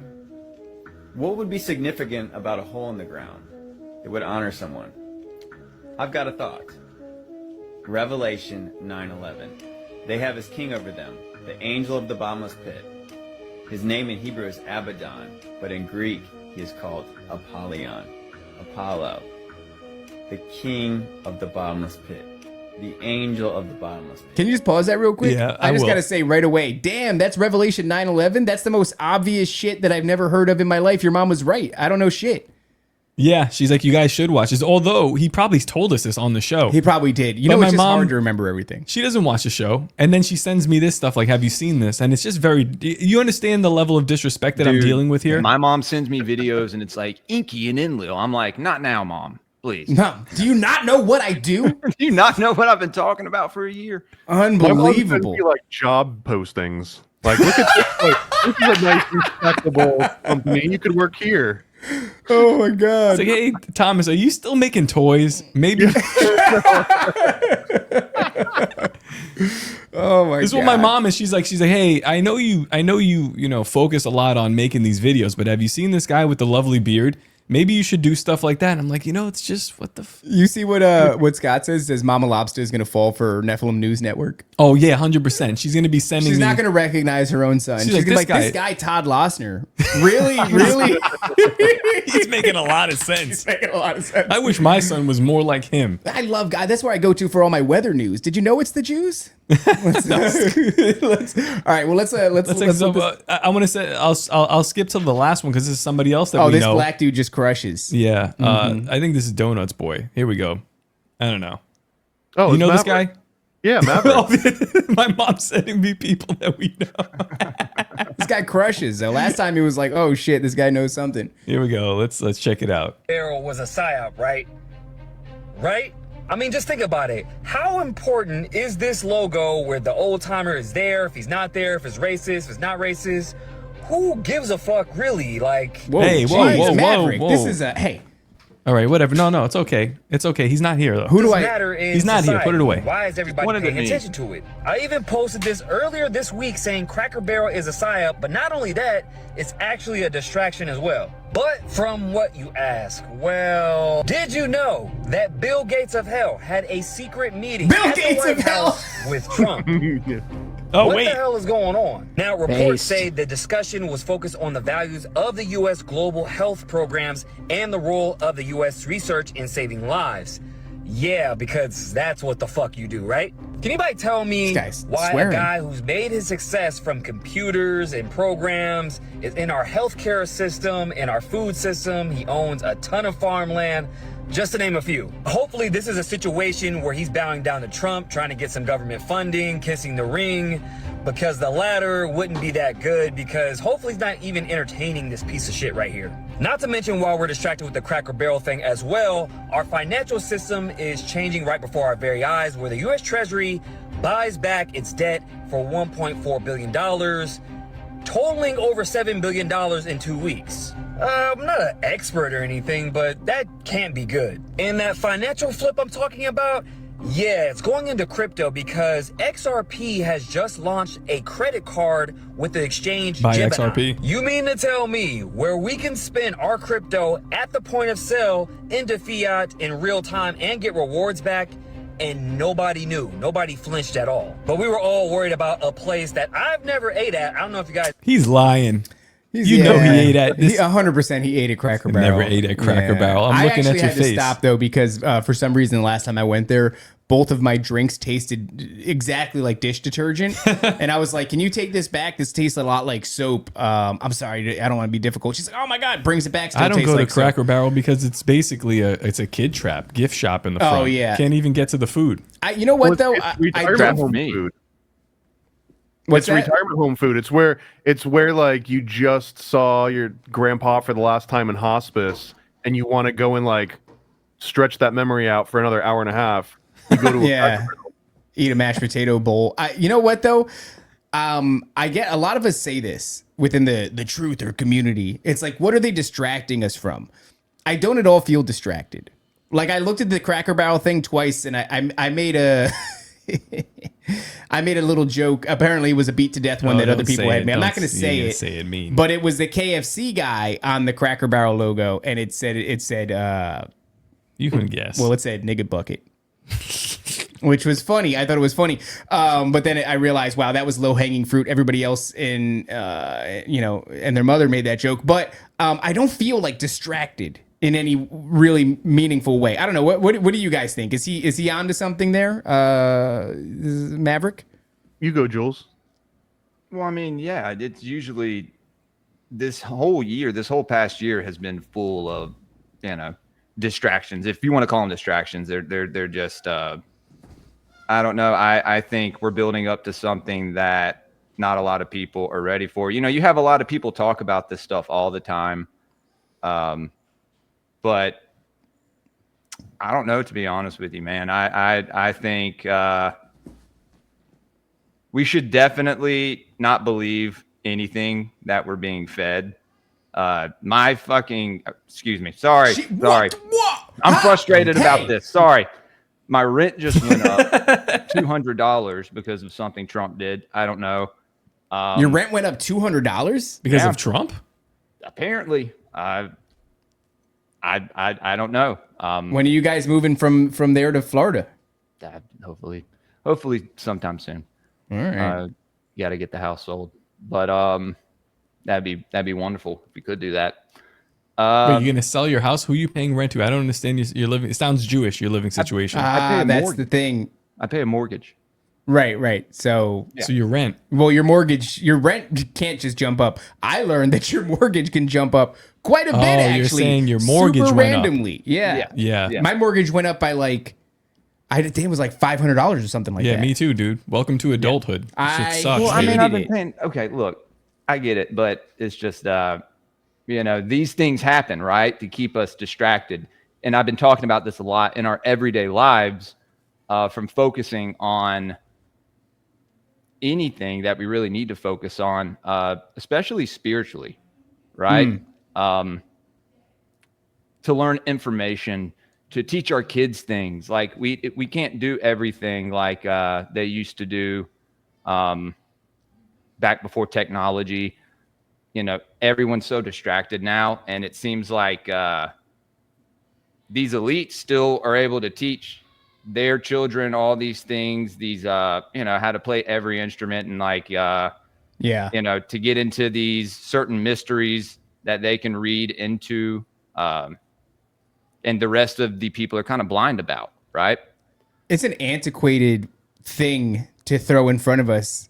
Every once in they take the cracker off the barrel. They take the Indian lady off the Land O'Lakes thing. They take the Aunt Jemima out of they just keep taking a vaguely racially associated character away from a food product. They do that every once in a while. It's very strange. Well, it's just them showing their power, to be honest with you. I don't think it has anything to do with the race it stirs some shit up, I'm sure, especially online. On X particularly, yeah. But these things are distractions, I think, to take us away from focusing on ourselves and attaining a higher consciousness.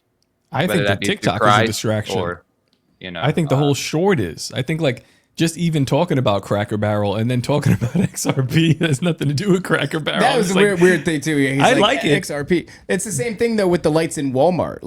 My wife, I heard her saying that or watching a TikTok about that yesterday. His wife was watching the TikTok. Yeah. So we're in a constant battle, an information war with TikTok.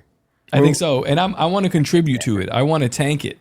Well, yeah, I want to propagandize the people. Well, if only we had a news syndication to do that from. This is what I really like about Maverick's content is that he has a certain follower base, but he'll go and do man on the street interviews, and he'll find himself getting quoted by Forbes or getting quoted by New York Times or something on some crazy. I think Forbes quoted him on one of his Mountain Dew climate control things. That's the one we watched last week. Even though they frame it as this is look at what this conspiracy wackadoo's talking about. Yeah. It's getting it out in front of normies, and there is a non-zero number of people that are looking at that, reading Forbes, and they're like, oh, this guy's got a good point. What's his name? Maverick. And now all of a sudden they're hearing about XRP and the crumbling financial system and all these other things. And if you look at his content, he does that. He'll go on one of these man on the street shows where they're just talking to thoughts out in the street and getting their opinions and what do you think about the Federal Reserve? And it just blows their mind. So that's good because you do need something to wake kind of wake the normies up. You can't. Well, this is what we're going to be doing. Throw adrenochrome at them, right? This is what we're going to be doing, dude. Whoa. We've got. Just splash on your. I'm not saying. It sounded like hate against Maverick. It is hate. I'm hating on him because he's doing better than us. Because he's doing better than us.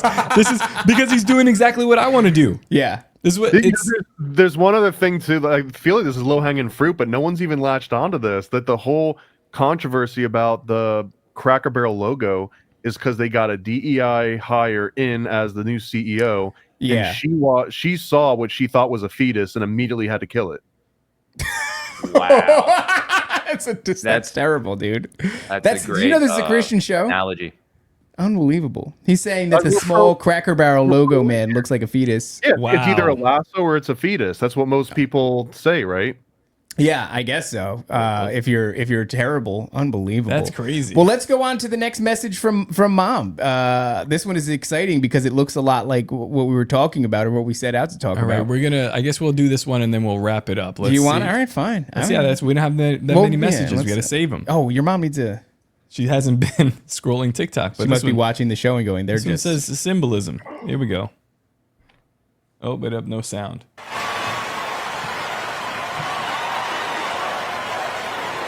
So then he came out to the podium and he stood, and Melania has never done this, where she swings around in front of him. Who the hell are these people? I don't know, but it's missing a third guy that's green screen in front of them that's pointing at the video. Oh yeah, they need a guy going like. Yeah, this and making faces. Yeah. So do better, but let's keep going. Oh wait. In front of him. Yeah. And then the guy that came forward was from what? The King's unit. That's all chess play. So comes up, so it's checkmate. And what does he do in the military? My dad was in World War II, and so on his funeral they take the flag off of where it's flying, and he said, "Sir, this is the one that was flying over the Capitol as of today." Okay, the capital is DC. Okay, Nice. We took it quick. This is 100%. This is boomer content, but it's also like. What are they? I don't understand. We haven't gotten there yet because this white woman's taking too first long. off, the controversy is she lied. Her dad wasn't in Her dad was in the Revolutionary War. You old no, but the other thing is it's also QAnon because Q loves doing this. They're like, did you see which way the eagle is facing? Oh yeah, I like it too. I like it, but I don't get I'm not going to do a podcast. It's just weird to see that my mom is she's so deep in all this stuff. This is definitely like Q boomer content. Let's let it roll. And it keeps muting. military uniform fold and handed it to the man who's over the family. Do you see? Yeah. Wow. Just like they do at a funeral, and it was the one over the Capitol. So all of this is significant. There you go. You know what I mean?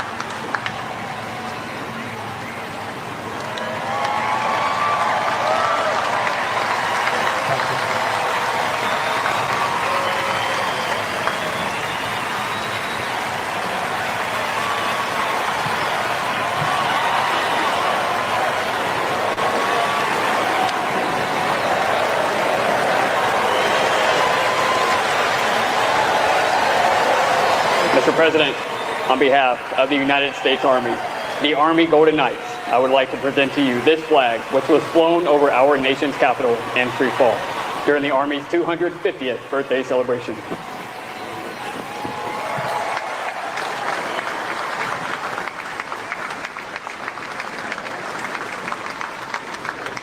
Dog. Okay. What the shit was the point of that, though? What is it? What are they trying to say? I don't know. That it was like a fallen soldier, and maybe the country is a fallen soldier. That's what I'm getting from that, I guess. Look, even Thomas, who is steeped in all the esoteric procedures and who's also been in the military, goes, maybe it's because the country is falling. Maybe Flag Squad or whatever the hell it was called in the military, not ROTC, like actual military. And we did the like flag folding stuff. I kind of lost an appetite for it though. It was weird. It was weirder than Disney adults, where people get like so wrapped up in flag code and how you handle a flag, and the people that are like, if you've seen a flag that fell and touched the ground, come bring it to me, and like I'll do a whole ritual and stuff. It's kind of like the kid that wants to bury all the dead cats in a neighborhood. Oh my god. Jeez, that was very passionate. I feel like Jules could use one more flag, and specifically over his breaker box would be great. I have a rebel flag. You put that. No, well, hang it over your breaker box. Okay, sure, Raven. You know, the breaker box adds character. It lets people know that hey, it's just I'm in my garage. guy. gray-pilled still in its early youth. Earlier, when I was talking about Atlas, I meant to say Prometheus is more like Elon, right? Atlas would be more akin to Trump with the world or the United States on his back. And I mean, to be honest with you, I wouldn't be surprised if there wasn't more assassination attempts, quote unquote, in Minecraft, right? Jeez, dude. I mean, I've been kind of saying that I don't think it'll be Trump, though. I think it'll be Elon. And that's really not anything like there's nothing that leads me to believe that except for the idea that he has Neuralink already. And I think that's how you reanimate a corpse. Well, I talked about Elon, Inky. He did the whole Kekius Maximus thing for a few months on Twitter, which was very odd, being Kek, that green frog god from Egypt. And so, yeah, I think they're doing something behind the scenes, and they do this Cracker Barrel stuff to, cause a distraction and to keep us all under, I guess you could call it, mind control. Thomas, that's crazy what you were saying about the Cracker Barrel logo being a fetus. Is that the umbilical cord connected to the K? Exactly. Oh my gosh. Can we maybe we can let me pull that up. Yeah, because this is I've heard that you're talking about the shape that the lasso makes. The shape that's around the lettering. Dude, oh my gosh. That's a weird. I do wonder why. See it esoterically, because not that's all the only way I designs see. are drawn perfectly. Well, because the whole philosophy of Cracker Barrel is like, come back to mom's house, come have that like home good, like country feel good. And what makes you feel more like going back to mom's house than crawling back inside of her in her womb, essentially? And there's Grandpa. He's sitting there ready to call you a queer. Why? Look at all. I got these piercings. He's like, yeah, I did that. Wait, let's watch one more video. Okay, yeah, let's do this one. This one's probably a banger. This is interesting. I can see the caption already. Yeah, Trump has clones running the world. My mom is probably going to nail it here. I don't want to let you guys go on a low point. Yeah. Here we go. Let's check this out. Are there also multiple versions of Trump? Absolutely. People asking me, well, if Trump is part of the alliance, why the heck did he roll out Project Warp Speed, which is the implementation of the vaccine? Well, that was the negative Trump. You have the original Trump, who is operating in a base located in Cheyenne Mountain, and he's always love this. Guys, dude, I love this shit. This is what I live for. You're not allowed to put that music behind it if it's not true. Yeah, that's right. That's how you know it's true, is if it has the music. It's crazy though that he's like, this is the nega Trump, right? Like Scott. You ever see Scott Pilgrim where he has like nega Scott? Scott Pilgrim. And then you have this immediate insistence on him being in Cheyenne Mountain. Like, how are you privy to this information? Because he's always there. Oh, isn't there a fallen angel in that mountain? Sorry, I don't know. Oh, I don't know. Where is it? Of there being a fallen angel, one of the 4 fallen angels that still exists supposedly is trapped under Cheyenne Mountain, and that's why they've drilled a deep underground military base into that mountain, and they're talking to it. Interesting. Okay, all right. Let's see what this guy has to say. This guy's also very handsome, but let's see what he has to say. That looks just like him. That is the Trump that we see in the White House. That is the Trump that we see on the press. And then you have a third Trump who is there in case the double take's taken out. As you know, there's been multiple assassinations. What podcast is this? Who are these people? Sean Ryan, maybe? No, this is like an Asian dude. Not that guy, but there's like a curly-haired Asian dude in the beginning that was like, so Trump has clones running the world, huh? Attempts. Now, the fourth Trump, that is the negative Trump. That is the Trump that was generated by the negative AI, that is already sentient, that is already in control of the world's satellite systems, infrastructures. And that Trump is the one that is pushing Project Warp Speed. The real Trump is actually working with the alliance. So yeah, there are multiple Trumps, just like there are multiple Elons. Are there also multiple? Oh, this guy! Look at this guy bearing the lead. He's only talking about the 4 Trumps. I know about 7 of them. Dude, I used to be a gamer or something, dude. I'll tell you what, we suck. Like, look at this guy and his whole podcast studio, and he's got this dude, chiseled jaw guy. How come nobody ever hits us up and goes, "Hey, dog, I know about all 4 Trumps. Let me come on the show." Nobody ever does that at all. You're never gonna believe what I just generated in ChatGPT. Have me on for a show, and I'll read it verbatim. Yeah. You'll never believe what ChatGPT says. No, but okay, listen, just to break the 5th wall, 3rd wall, it's 4th the 4th one, man. whatever. We should be doing this. Thomas, Jules, these are the things that we should be working on. Do you see what they're doing? Do you see the level of success that they have reached with bullshit? Well, why have we not? That's what's become evident to me is that we are in an information war, and the opposition is using propaganda, and the only way to fight propaganda is with your own propaganda. And so we should be working tirelessly. Like why aren't we emulating the MK Ultra program? Why aren't we emulating? Touche. Like, why don't we have? I guess we do have a Mockingbird Media, right? And that is where the same stupid shit will get said on every single conspiracy podcast. Why aren't we making up our own lies and then doing it on all of our podcasts until it proliferates, and then you see it on Rogan somewhere, and then we know where it came from? Can we do that? At least one or two. Let's make up like one or two things. Let's make a concerted effort to say it on all of our shows. So easy. This is what we do. It's crazy. Let's chat. Easy. Dude, honestly, this is what makes this stuff fun. Like I've been having some fun, but I think this is the fun thing. We could be having more fun.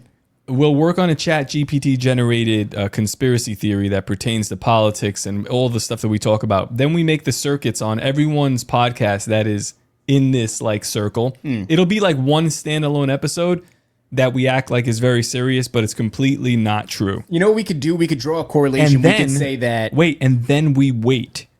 Yeah. Everybody does it. We keep it in a circle. Just us, just the people who know. And then we wait and we see where it pops up. And I guarantee you my mom will be sending me clips from somebody else saying it. If it makes it to messages it'd be like from Maverick. Mom. Maverick will be saying the lies that we told. Yeah. On this little circuit. Here's what the lie is going to be. And we can say it out loud, and just the way people work, it doesn't matter. So the recent trans shooter, won't remember. The recent trans shooter is in fact a blood relative of Elon Musk. And we come up with that's a good one. That's a good one because it's not like super big. Yeah, it's He's not one the of his story. children. Could be one of his children. That feels a little bit too crazy. One of his but bastards. Ooh, a bastard child of Elon Musk is a good one. It's Ashley Sinclair's and child then you from the gotta go future. like, there's something about Elon's DNA that makes his kids want to trans themselves, right? Like that's kind of the thing here. Yeah. So if we can make up a couple of key lies about that and then just repeat that ad nauseum. It's the news. Like you make the news. What's the news? Whatever I decide at this point. We're the news now. Tommy, yeah, look at me, Thomas. I'm the news. Nephilim News Network. I don't think Thomas is down. He doesn't like this idea. He loves it. I think it's a little bit half baked. I think that it needs to be more evergreen as opposed to just hyper focusing on something that's catch of the day right now. It needs to be something that it's like, oh my God, this has been going on forever. For example, if the theory was that all school shooters are related somehow, just like the same way that they've got like all the presidents have been related, right? You could be like, oh my God, they're all related to like King Philip or something. Like that's something that also implies you'd have to do a couple centuries worth of research, and most people are just don't want to do that. Dude, I already have the idea. He knows how to do this too well. We're gonna get 7Cs involved, and I'm gonna ask him to make a nonsense chart with all the things. No one's gonna read it anyway. Did you see where he said Isaac Weishaupt? This is so funny, dude. So 7Cs, I love 7Cs, but he goes, I think Isaac Weishaupt is a Fed, and then somebody goes like, well, why do you think that? And he goes, well, his father was in marketing and media, right? and now suddenly this guy's like super big in the conspiracy. And Isaac literally goes like, hey, dude, you think maybe because my dad was good at like marketing and media that I might be good at marketing and media? And it was like, love it. I saw that episode. It was a good one that Isaac had him on. I think I have him coming on this week. 7? Yeah, 7. Yeah, he's gonna be coming on this next week. We just reached out to ask him to make that chart for us. Yeah, put us on the chart. We just reached out to a bunch of sponsors whomst I did zero research on. Oh. Whomst I did zero research on. What I'm hoping is that we become affiliated with somebody who's affiliated with somebody who's affiliated with General Flynn. Again, so that it's like a kind of a full circle thing, and then we can get on some schizo maps. That's what I'm hoping for. We need to up our reputation. I think Thomas though has a really good idea. I think that's a great idea. We can do that. We can run with it. I guess Thomas, if you want to present that, Maybe each of us should have like I've got a whole psyop pitch deck that like I can give you guys the ones that were turned down by the actual DoD. By Disney. Yes, exactly. The ones that were turned down the by rejected plans, and we just like, no, this is the new. I would like to do that. I would like to do that experiment. I love that idea. All school shooters are related. They're related to one old school royalty. And then we should do something where, no, the blood type might be too verifiable, or maybe it's not. I don't know if that sort of thing is public, but if they were all Rh negative, that would be great too. What you can do is you can play with haplotypes instead, because it's a little bit more convoluted, and again it like implies an extra level of knowledge and research people don't want to go into. Blood type is too easy because you could just like match them up. You can just start talking about the haplotypes, which are like these like even me talking about it, I don't even really know what a haplotype is, but it sounds as you say it, right? I'm nodding my head, but I was like, that's the thing. I would have went to my wife. I would have been like, did you know that this guy has a haplotype of A negative? And she would have been obviously not paying attention. Like, just don't talk to me. There's a documentary. I don't recommend it, but I think if you watched it, you would get some of it. It's called Hebrews to Negroes, and it was the documentary. I am watching that. What was it called? Hebrews to Negroes? Negroes. We were gangs. It basically is that, but it's like a 3 or 4 hour documentary about someone talking about haplotypes and how this word sounds like this word in these 3 different languages, and it's gotten so many people on board. I think that someone got like banned from the NBA or got fined from the NBA for just like retweeting about this thing. Oh, yeah, that was like Kylie or Kylo or Kylo Ren. What's that? I don't know. Basketball. Kylie Urban. You got it. You know what I'm talking about. Yeah, this was the thing that got him in trouble. But it represents this level. Like if you could study how these horrible arguments are being presented. And it's called like a Gish Gallop is the logical fallacy. They just make up words, dude. Look at Gish Gallop is when you enter a debate and I just make like 100 crazy claims. I'm just like, and I have no time to unpack them. Yeah, and you literally don't have. If you spent 5 minutes on each one, you're doing that for the next 8 hours, and it means that if anyone watching is like, oh man, Top and Raven, they didn't have anything to say about the 100 things that guy brought up. Not realizing I just like dumped a whole bunch of work on your plate. I didn't back any of this up with research. I just said a bunch of stuff. Is it too much to say, like within this conspiracy, that the Black Hebrew Israelites are generating the school shooters? Ooh, well, I mean, technically, they created the white race entirely, right? By grafting. That's why they're all white. Around.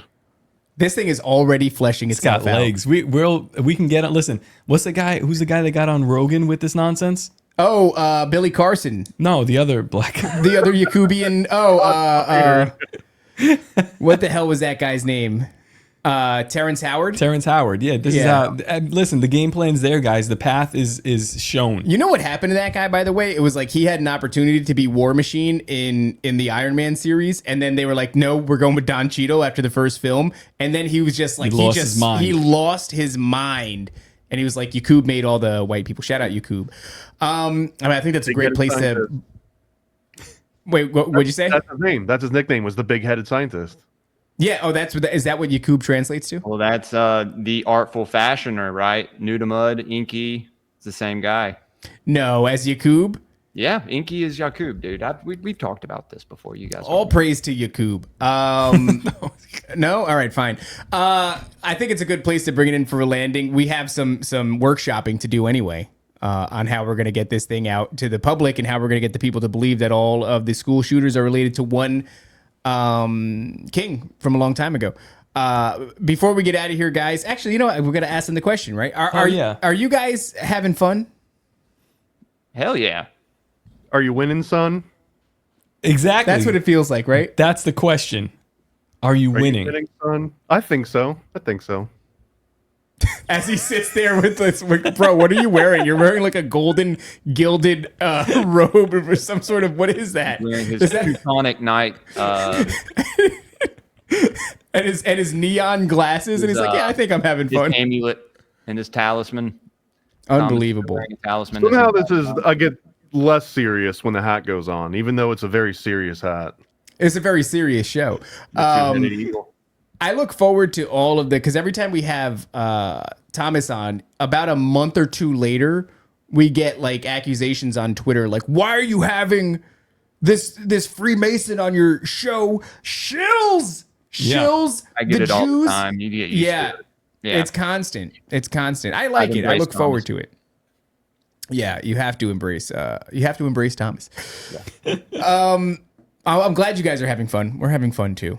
And that's always nice when people are having fun. I love the new studio, man, and like the new setup. You guys are fucking crud. Well, you swear on the show again. Oh my God. Jules, you'll never get an invite to the studio with the mouth like that. Apologize. You know, you should have had Donut here, because then I really would have been on my best behavior. No, Jules, we want you to apologize. Sorry, everyone. The greatest hypnotist on planet Earth is a oblong box in the corner of the room. It is constantly telling us what to believe is real. You can persuade them that what they see with their eyes is what there is to see. You can't. Because they'll laugh in the face